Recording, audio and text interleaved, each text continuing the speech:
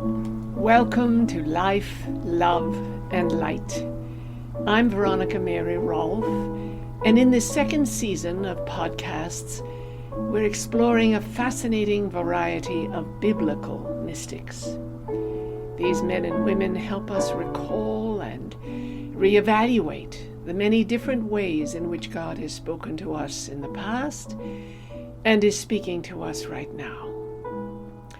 In today's podcast, we encounter two women in the Gospels, sisters, with very different personalities, yet both emerging as mystics, Martha and Mary. In the Gospel of Luke 10:38-42, Martha and Mary are the sisters of Lazarus, at whose home in Bethany Jesus visited. It was less than 2 miles from Jerusalem, and presumably Jesus went there to get away from the scribes and the Pharisees who were constantly testing him, arguing with him, trying to catch him and bring him down. Perhaps Jesus just wanted to rest, to share his teachings, his love, his wisdom with friends who actually loved him. In Luke's account, it is Martha who invites Jesus to their home in the first place. Luke writes, quote, "As Jesus and his disciples were on their way, he came to a village where a woman named Martha opened her home to him." She opened her home to him. Quite a commitment. She welcomed not only Jesus, but 12 hungry disciples for dinner. A lot of work to prepare, a lot of food to serve. Notice, the active sister is the one who makes the first move. Indeed, it was Martha's hospitality that made the whole evening of the Lord's presence and teaching possible in Bethany. It was Martha who made Jesus and his disciples comfortable, reclining on mats on the floor. And when it grew dark, it was Martha who invited them all to stay for dinner.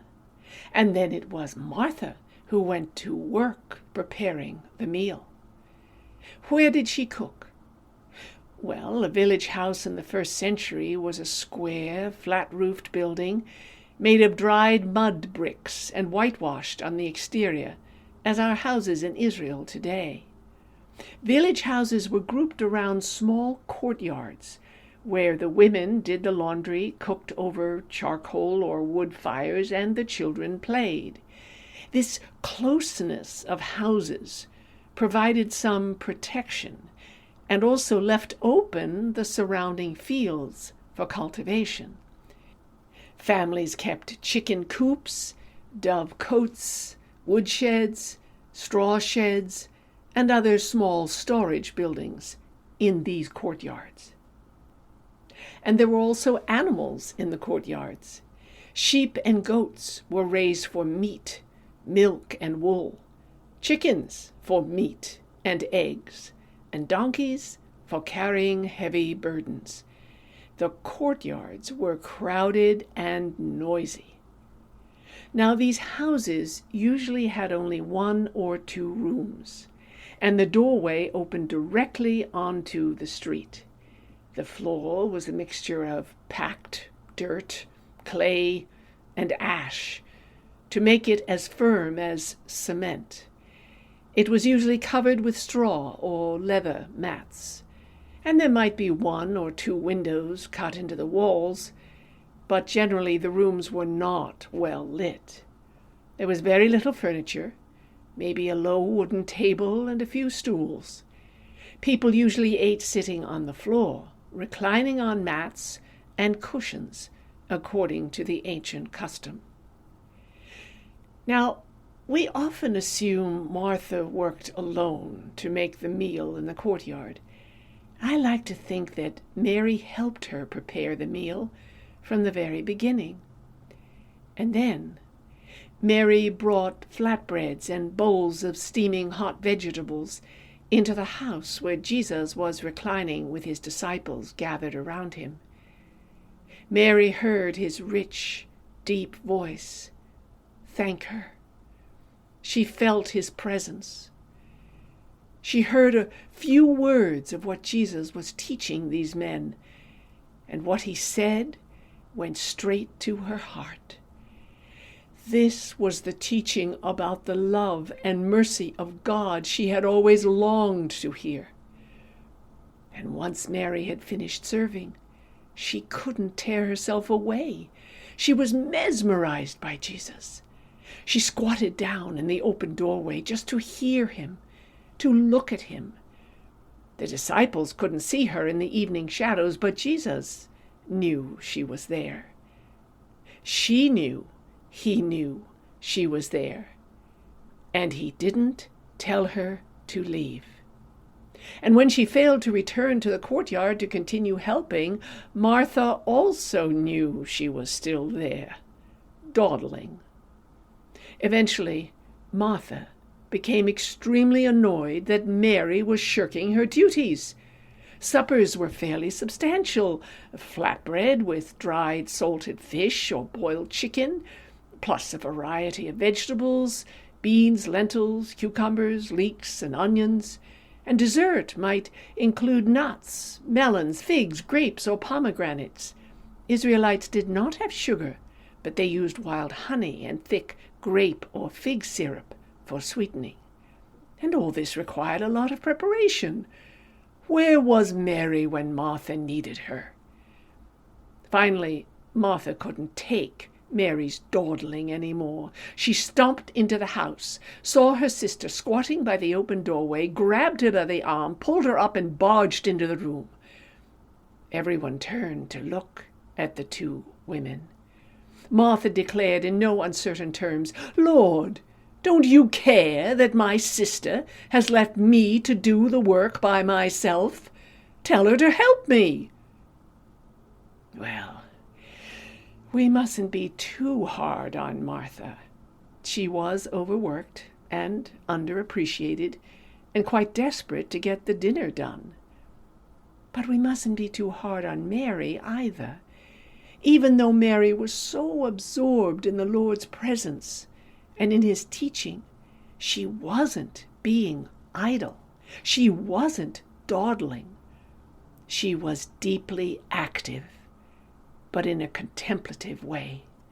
Mary was hanging on Jesus' every word, breathing with him in his long silences, not daring to move in the doorway, lest she disturb his sublime teaching.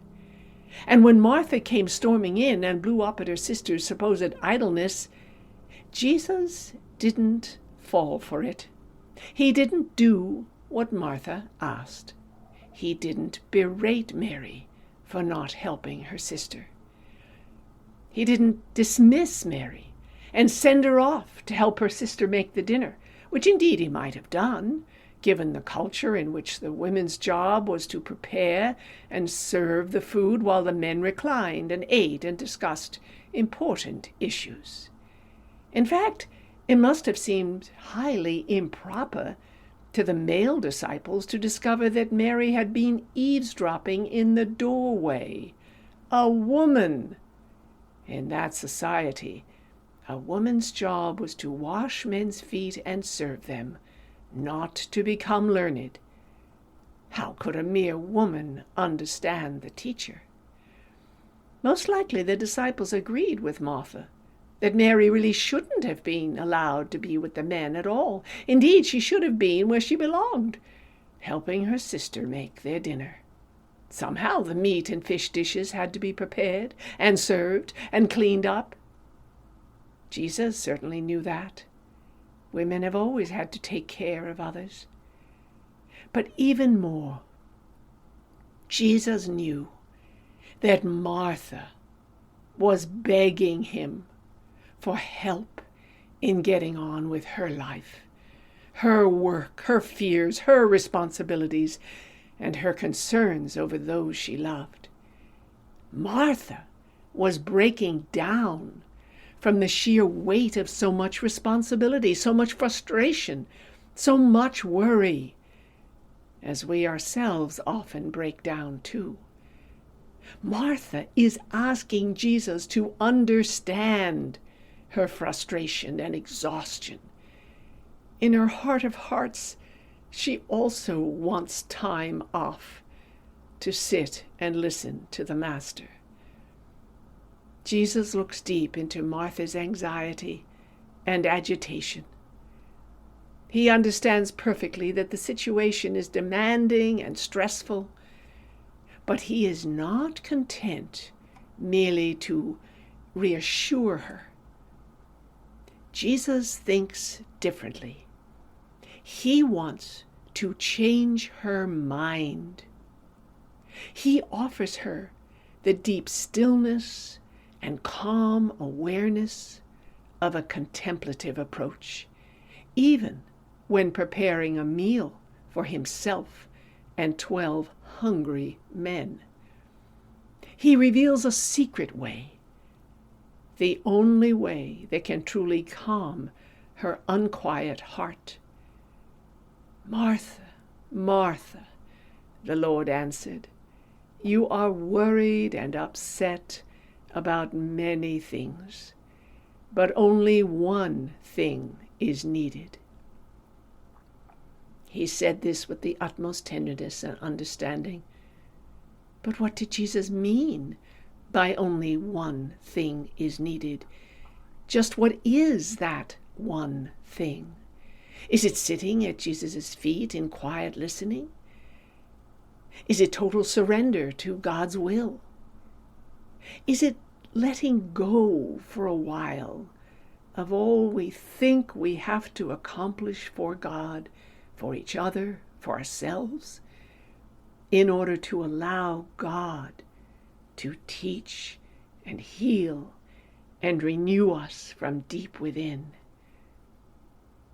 Is it recognizing that unless the primary focus in our lives is on Jesus, living, eating, breathing, working, loving, and serving each other for Him, then everything we do will get tangled up and complicated.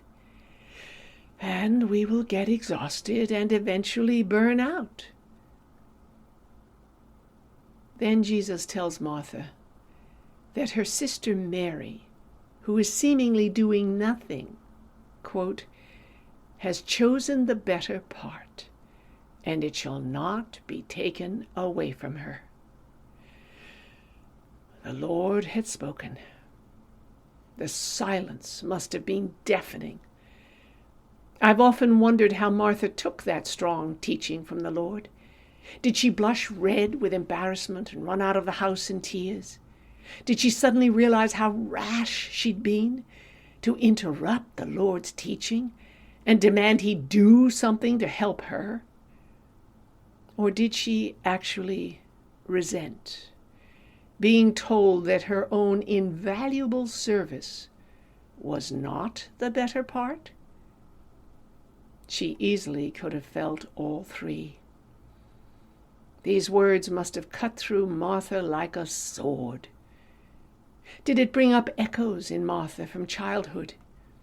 Mary, the younger sibling, who was the favorite with their parents, while Martha shouldered the responsibility and did most of the work.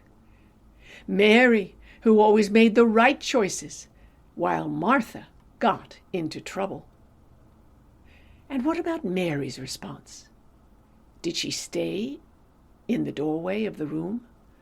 Or with a sudden sting of guilt and a burst of compassion for her sister, especially after hearing her reprimanded by the Lord before all the others, did Mary excuse herself and go help Martha? Were the Lord's words really a reprimand, a judgment on Martha's lifetime of hard work and trying to be perfect? No, I think it was Jesus' way of rewarding her for all she had done by showing her another way, a deeper way to be in intimate communion with Him, even while working. What is the better part. Jesus is trying to call out of Martha her own as yet unrecognized need for silence and stillness, to follow a more contemplative and mystical life. Jesus sees Martha as capable of so much more divine intimacy. It's what Martha's soul also craves. She just doesn't know it yet. Jesus is challenging her to follow Mary's example and be still and listen to the divine voice. Notice that Mary didn't ask for anything. She just sat at the door and listened and waited and absorbed the Lord's teachings. She allowed herself to be loved. She trusted Jesus to tell her whatever she needed to know, not to answer all her questions and resolve all her doubts, but to become the answer himself. Nowadays, we might identify Martha as the extrovert, full of initiative, expert at planning, organizing, delegating, and being of service to others. She's also high-strung, easily agitated, emotionally expressive. She's very much the doer. Mary, on the other hand, is the introvert, passive, sometimes forgetful of her duties, but not for lack of desire to serve. Her heart and her mind are simply elsewhere. She keeps her emotions hidden, lest they overwhelm her. She searches for deeper meaning to her life, for a love that will not disappoint. She already lives in a more mystical dimension. Perhaps she's even a natural mystic. But we are all called to the mystical life, no matter which kind of personality we may be. That is precisely what Jesus is doing here, calling us all to the better part, to a deeper relationship with him through silence and stillness that will then transform everything else we do and touch all those we love. Why did Luke present this scene? Was it based on an oral tradition from the sayings of Jesus? Or did Luke want to insert the contemplative aspect of following Christ into this gospel that focuses so heavily on the active call of disciples to evangelize? Yet why didn't Luke tell the story about two different types of men, the active versus the contemplative? Perhaps the evangelist considered that drawing the dichotomy between women would be more palatable to his readers and listeners. Of course, we cannot know, but it is intriguing to speculate.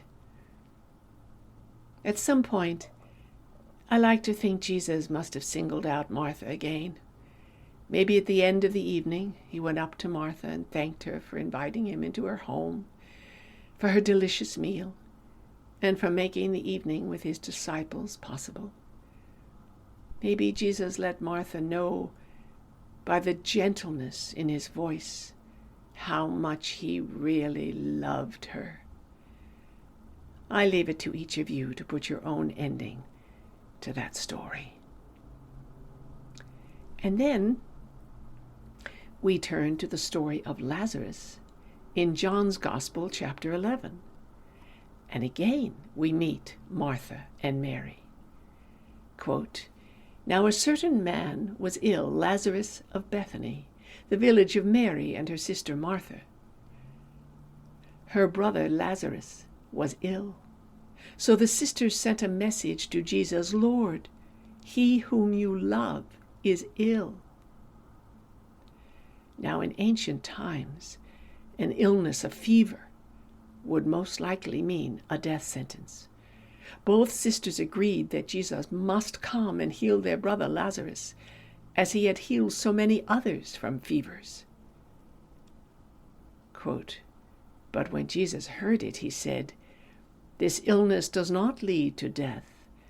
Rather it is for God's glory, so that the Son of God may be glorified through it.'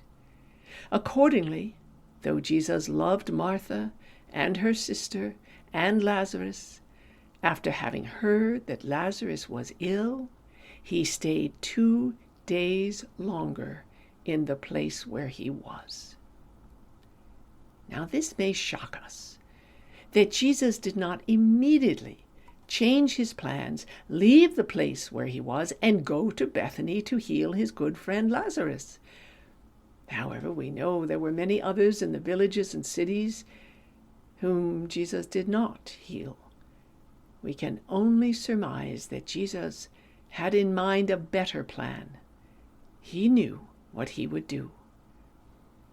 But during that time, Lazarus grew sicker and weaker, and then one night he died. And there was nothing more Martha or Mary could do for him, except wash his body and bury him. And Martha wept, and Mary wept, and they still couldn't understand why Jesus had not come to heal their beloved brother, as he had healed so many others. How Martha must have stood and watched for Jesus' appearance on the road for 4 days. Quote, "And then after this, Jesus said to his disciples, 'Let us go to Judea again.' The disciples said to him, 'Rabbi, the Jews were just now trying to stone you, and are you going there again?' Jesus answered, 'Are there not 12 hours of daylight? Those who walk during the day do not stumble because they see the light of this world. But those who walk at night stumble because the light is not in them.' After saying this, he told them, 'Our friend Lazarus has fallen asleep, but I'm going there to awaken him.' The disciples said to him, 'Lord, if he's fallen asleep, he will be all right.'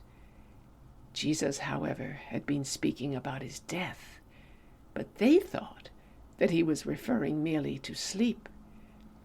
And then Jesus told them plainly, 'Lazarus is dead. For your sake I am glad I was not there, so that you may believe. But let us go to him.' Thomas, who was called the twin, said to his fellow disciples, 'Let us also go, that we may die with him.'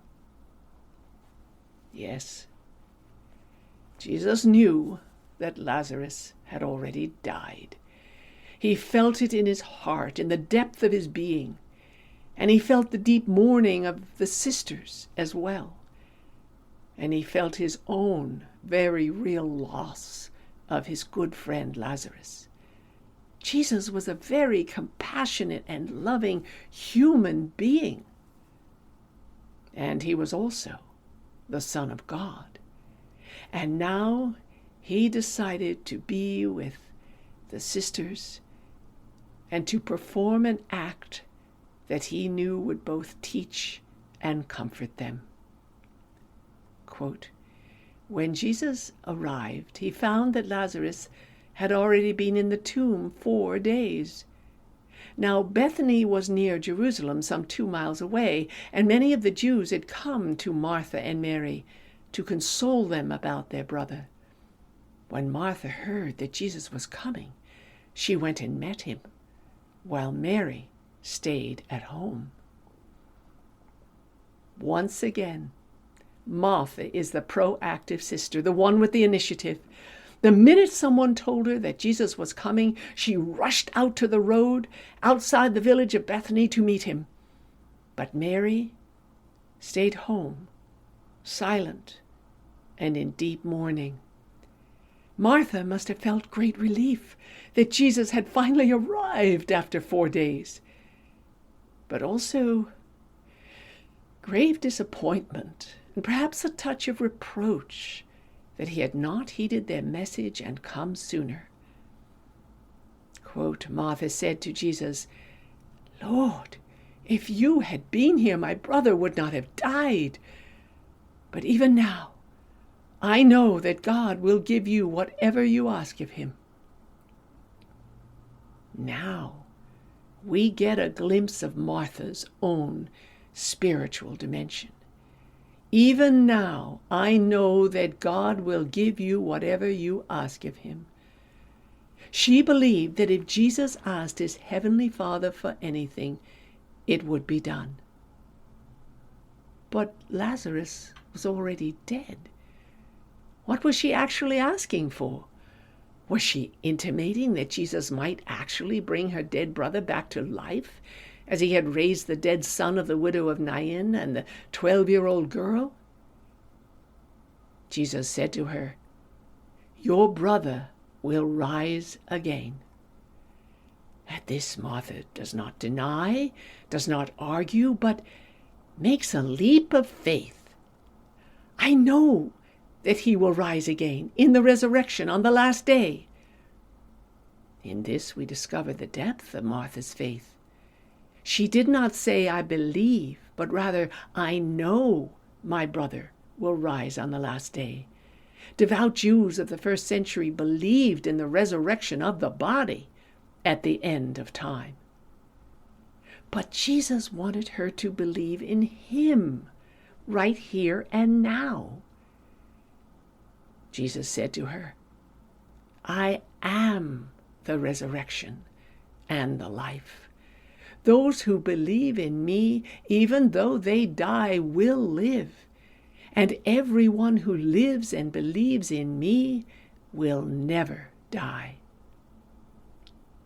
Now these words must be understood as written by the evangelist looking back and imagining the scene through the lens of Christ's actual resurrection. But consider how extraordinary it is that this revelation is being made to Martha, the active sister, whom Jesus had once chastised for being too anxious about earthly things. Now Jesus makes himself known to Martha as the source of resurrection and eternal life. Here it is to Martha and not to Mary that Jesus reveals his divine power over life and death. This is Martha's invitation to live her life in Jesus' own mystical dimension. And Jesus gives his solemn promise that those who believe in him will never die.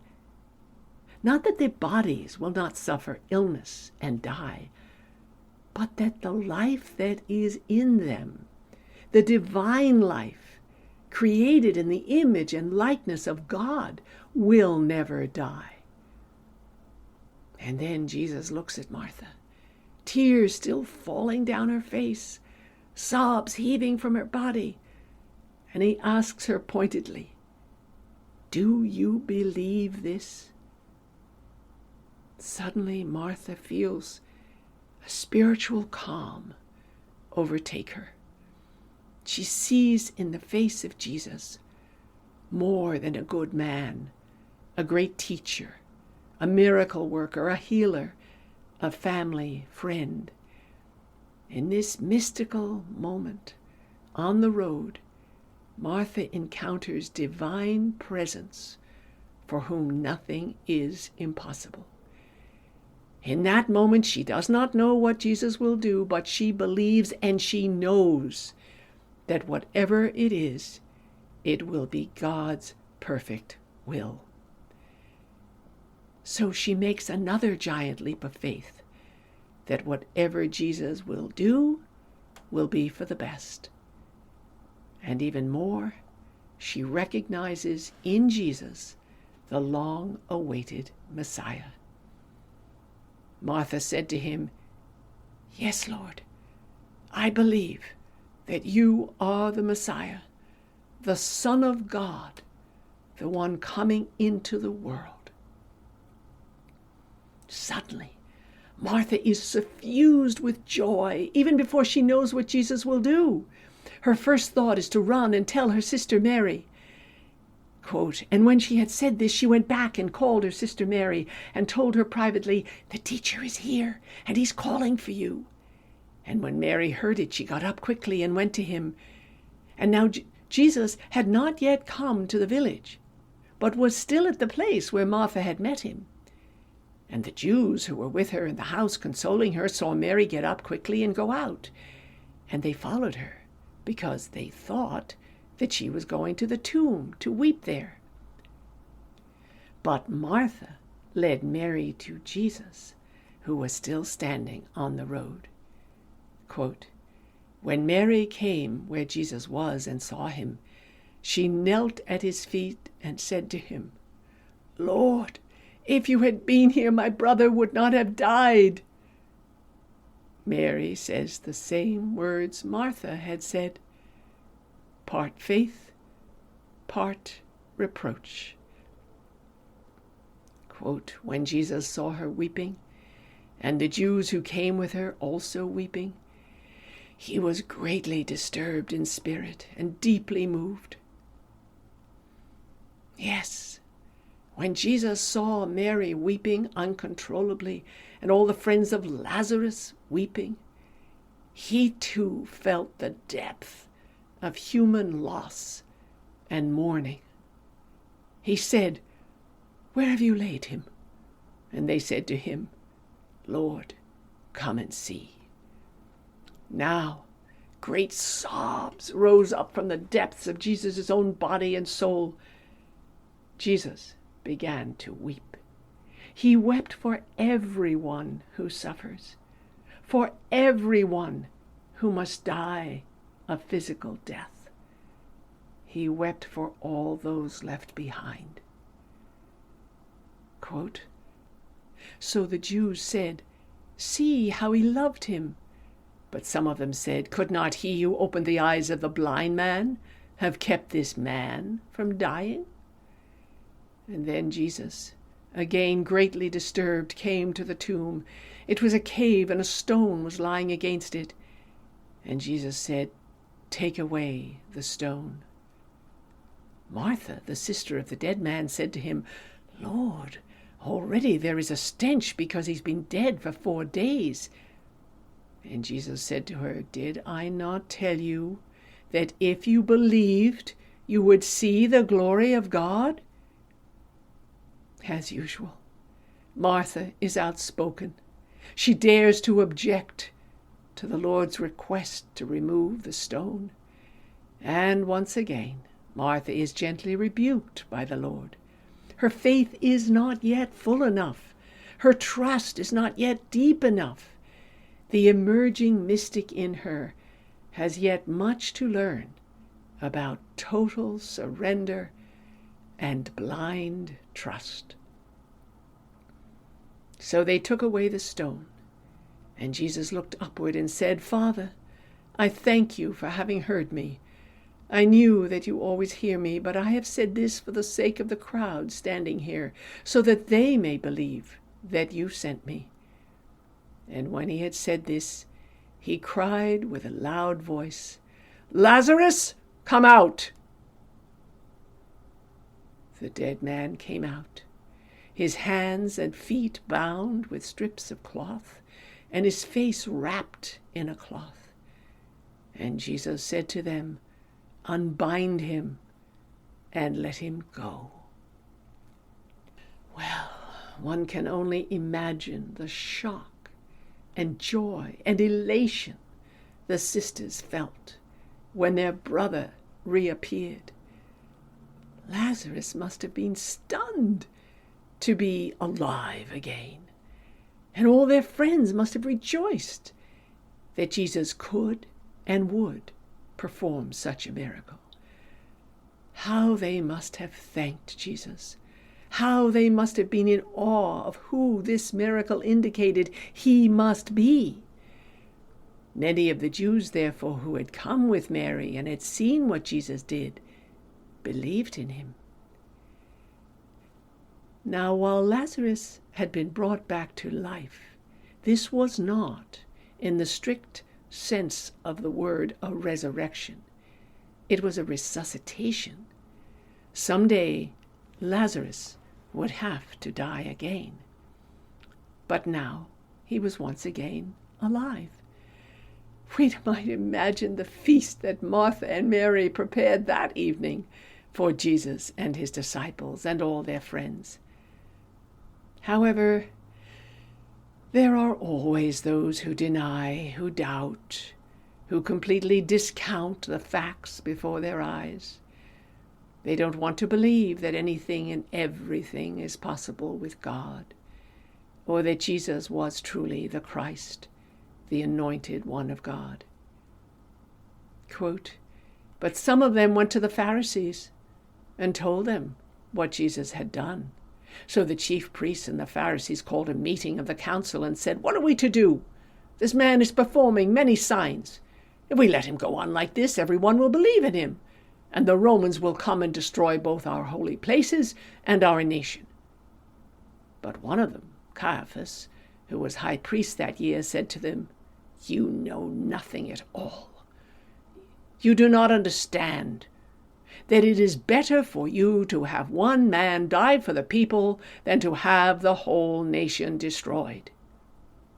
He did not say this on his own, but being high priest that year, he prophesied that Jesus was about to die for the nation, and not for the nation only, but to gather into one the dispersed children of God. So from that day on, they planned to put him to death." Indeed, the Pharisees even wanted to kill Lazarus along with Jesus because of this miracle.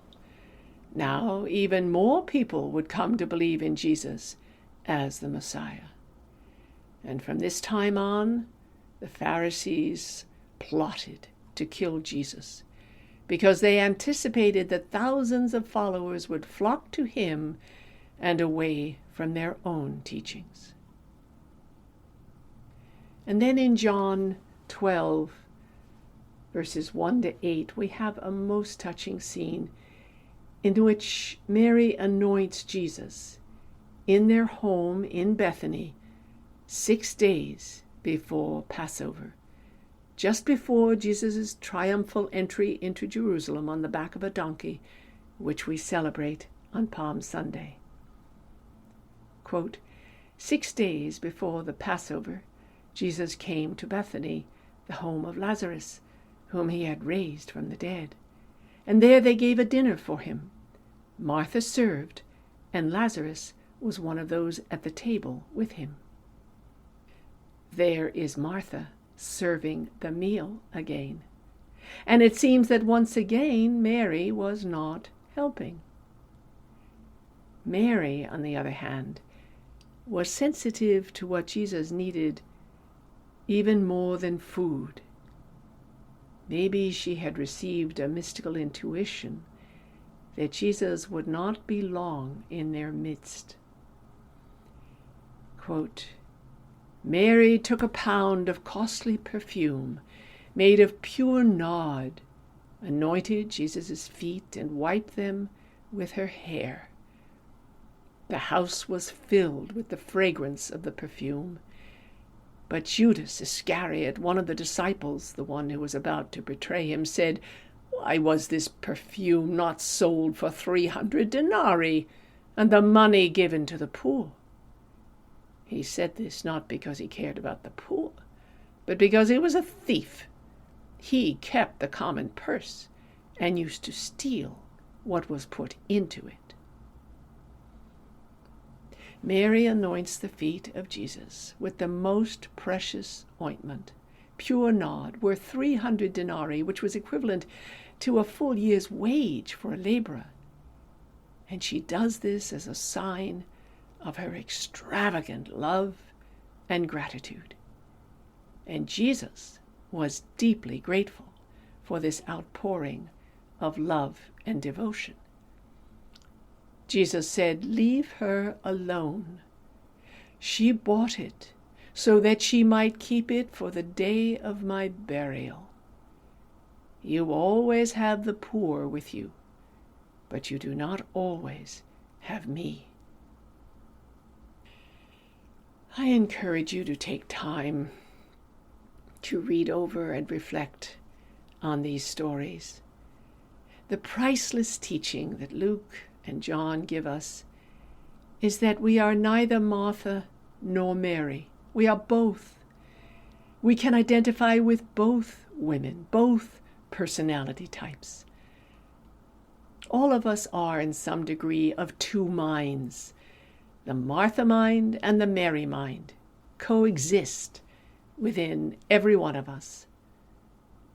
All of us, men and women, are called to do our work in the homes and classrooms, the hospitals, factories, and offices of our lives, in whatever professions we practice and whatever services we give. But what we so often overlook is that Jesus wants us also to allow ourselves the privilege of savoring the better part, which is also reserved for each one of us. He wants all of us to be his followers on the mystical path. He wants us all to be extravagant in pouring out the precious oil of our love for him. So on a daily basis, Christ calls us to leave our workplaces for a short while and the demands and responsibilities of our daily lives and simply spend time sitting at his feet, just focused on him alone, listening to him, asking questions in the silence of our heart, and patiently waiting for his teachings that have no sound. He invites us to enter into his own silence, to be with him in repose. He longs for us to realize a state of deepening awareness, which is the only state of mind in which he can truly reveal himself to us. That then is the heart and soul of the mystical path, spending time with the person of Jesus, developing a deep and abiding relationship with the Lord. Come to me, he said, all you who are weary and burdened, and I will give you rest. We're all weary and burdened in some way, whether physically, mentally, emotionally, or spiritually. We all seek true rest and peace that no one can take from us. But how do we find it? Well, we find the rest and true intimacy with the Lord and make peace between our two minds whenever we take time out to be faithful to our daily practice of meditation. By being still, learning to be silent, breathing in and out with the breath of the Holy Spirit within, and allowing Christ to do all the work of transformation within our souls. Enticing, isn't it? But meditating is not only the better part, it is also the hardest part. We know how to be busy, to multitask. We know how to be parents and friends and professionals. We know how to push ourselves to the breaking point week after week, month after month, year after year, because the demands are so great and the number of hours in a day so few. What we find hard, really hard, is not doing, letting go of everything, even our worries, for a little while each day. Giving up the reins of control of our own lives and of the lives for which we feel so responsible. And then, when we do make the time to sit down quietly to meditate, with all the best intentions of maintaining purity of heart and a desire for complete self-surrender, Inevitably, we ask ourselves, why is it so difficult? Why can't the mind simply be still and rest in the silence of God? If the soul is naturally drawn to the mystical path, why doesn't contemplation come more easily? Because, as we have seen, we humans are of two minds. The active, outgoing, gifted, organized, inventive, and capable mind of Martha, and the naturally reserved, quiet, and more contemplative mind of Mary.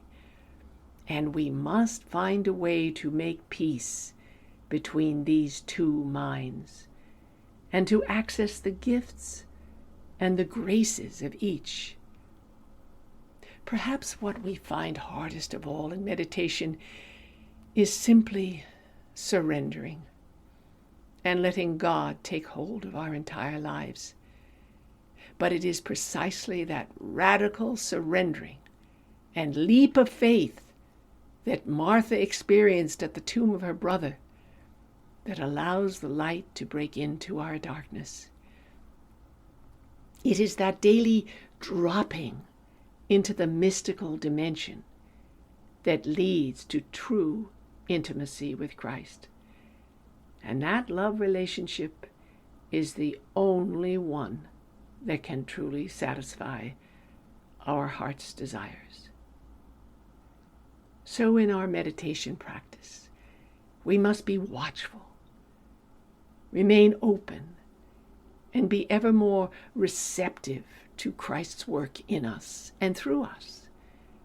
This is the key to stillness and peace.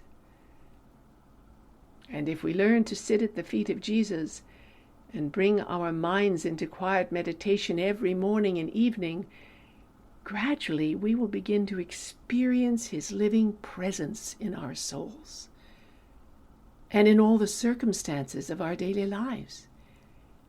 And then, whenever we are stressed or in crisis at any time during the day, we can always take a few moments to close our eyes, breathe deeply, and allow a contemplative awareness of the presence of Jesus within to calm, reassure,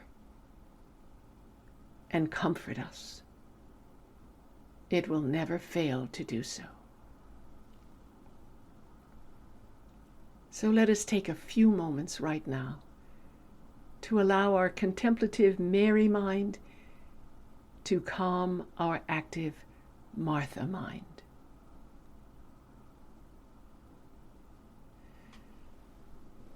Take a comfortable position, feet on the floor, back as straight as possible, hands folded, palms up, ready, open, willing to receive. Close your eyes gently. And allow a wave of relaxation to pour over your head and eyes and nose and cheeks and mouth, down your neck and shoulders into your arms and hands and fingers, down through your chest and abdomen, through your legs, into your feet and out your toes. And with each gentle breath, feel this wave of relaxation move through you.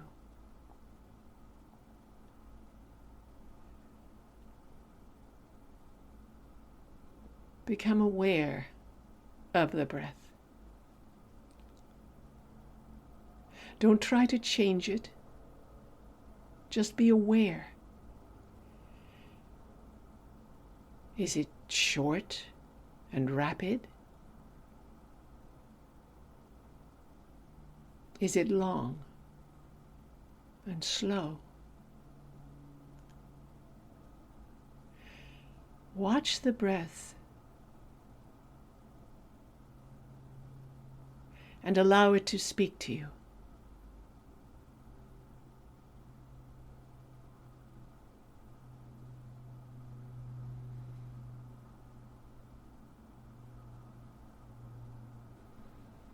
And gradually become aware of your thoughts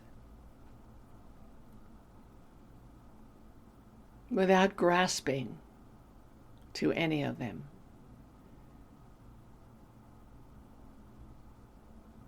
Without trying to figure anything out or solve anything that troubles you.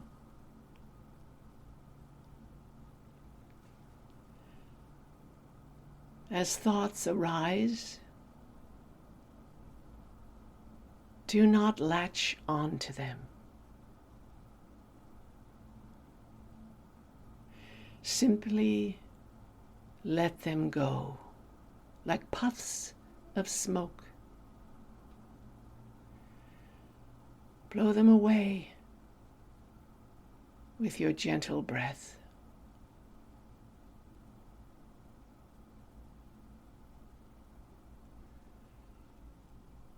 Allow yourself to sink deeper and deeper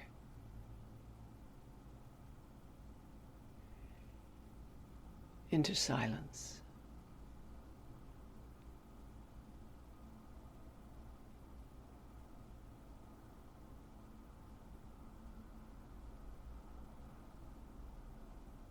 And ask yourself,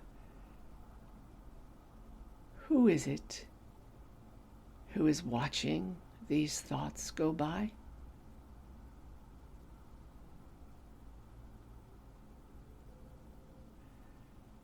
Be aware that the thoughts are always moving,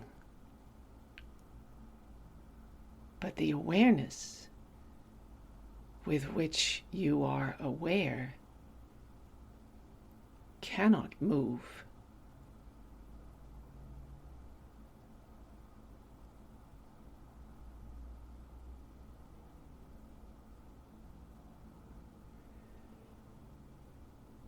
It is your deep soul connection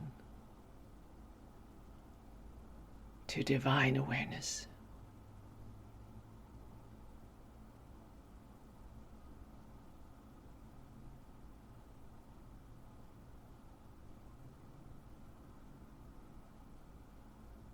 Rest in that awareness.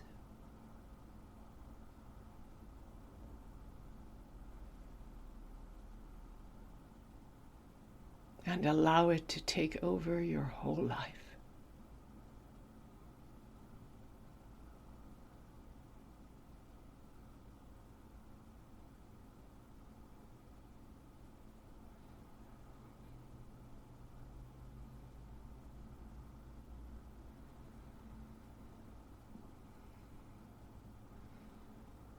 And as thoughts rise up again, and emotions that are attached to those thoughts threaten to disquiet you, return to the breath, the gentle inhaling and exhaling. And you will see that the thoughts and the emotions will gradually lose their power over you.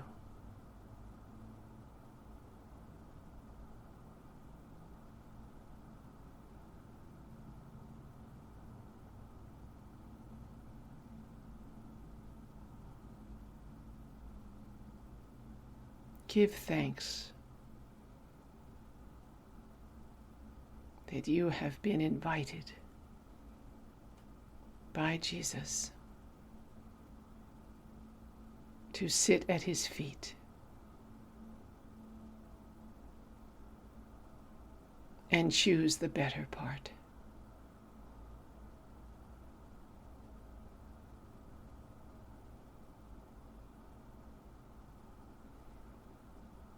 and resolve to spend 20 minutes every morning and every evening in silent meditation.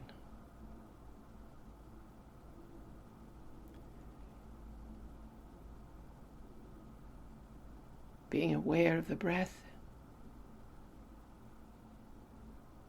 and resting in the Lord.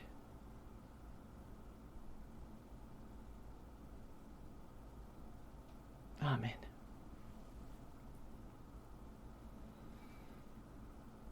I hope you will subscribe to these weekly Life, Love, and Light podcasts and share them with your family and friends who are seeking a contemplative dimension to their lives in the midst of so many responsibilities and so much suffering in our world.